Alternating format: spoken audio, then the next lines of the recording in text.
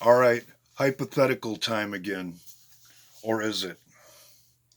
Let's say someone gives you a fish tank and some fish and says that when the fish die, you'll receive $5. On the other hand, if you say that it's the bacteria in the water, you'll get 10. That's exactly what's going on with this outbreak. It's been incentivized. And the crime rate has went down, the murder rate has went down, the car accident rate has went down because everybody who dies is all reported as COVID because the healthcare system can profit by it. I've been running the numbers down county by county here in Wisconsin, and the numbers come down to a less than 1% chance of dying from this should you actually contract it. And there are sources around the country that can actually confirm that if the social media companies weren't taking that information down.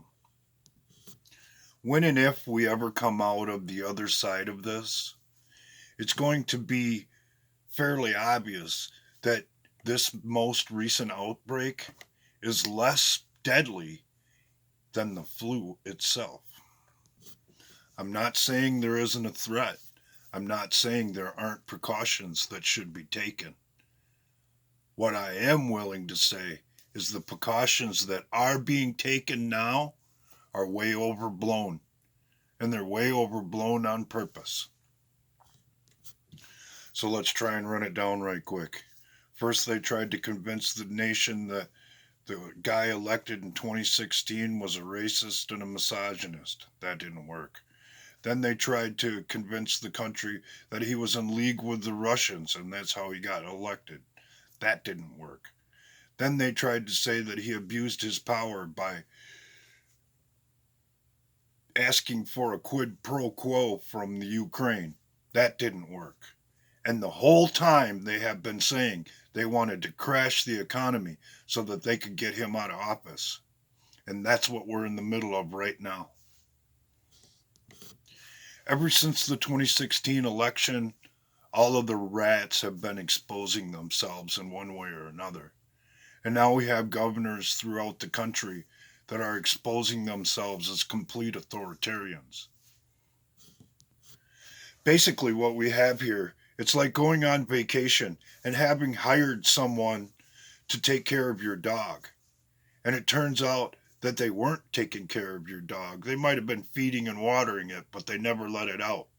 And the dog has filled an entire room full of shit. And it's up to you to clean it up. You're just going to close the door and pretend that it never happened? Or are you going to get out your little pooper scooper and get the job done? And maybe tell your friends and neighbors, don't hire that asshole if you plan on leaving town and you have a pet. Or maybe here's another analogy that might work for you. Let's say there's only positive or negative in the world, and one guidebook that both play off of. What would negative be trying to build? And in case you don't know, I'll clue you in.